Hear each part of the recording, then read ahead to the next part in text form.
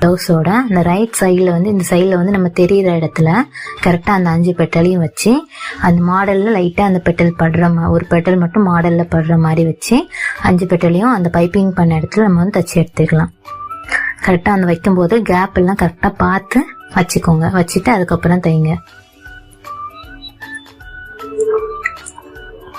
ஒரு பெட்டில் அந்த பைப்பிங் பண்ணோம்ல அது இடத்துக்கு பக்கத்தில் கரெக்டாக அந்த பைப்பிங்க்கு கிட்டே நம்ம ஒரு தையல் பைப்பிங் பண்ணிட்டு ஒரு தையல் போட்டோம்ல அதுக்கிட்டே ஒரு தையல் போட்டு எடுத்துக்கலாம். 5 பெட்டலையும் தைச்சாச்சு. அதில் வந்து மிரர் வைக்க போகிறேன். இந்த பெரிய சைஸ் மிரர் இருக்குல்ல அதை வந்து க்ளூ போட்டு ஒட்டிட்டு ட்ரை ஆனதுக்கப்புறம் வந்து பீட்ஸ் வச்சு தைக்கணும். நல்லா இப்போ ட்ரை ஆயிடுச்சு. அதனால அதுக்கப்புறம் மீடியம் சைஸ் பீட்ஸை வந்து மிரரை சுற்றி நம்ம வந்து அதுக்கு ஒரு பாசி கவர் பண்ணுற மாதிரி அந்த மிரரை வந்து கவர் பண்ணுற மாதிரி ஒவ்வொரு பாசிக்கும் நடுவில் வந்து தைச்சிக்கோங்க. ஃப்ளவரை வந்து ஃபினிஷ் பண்ணி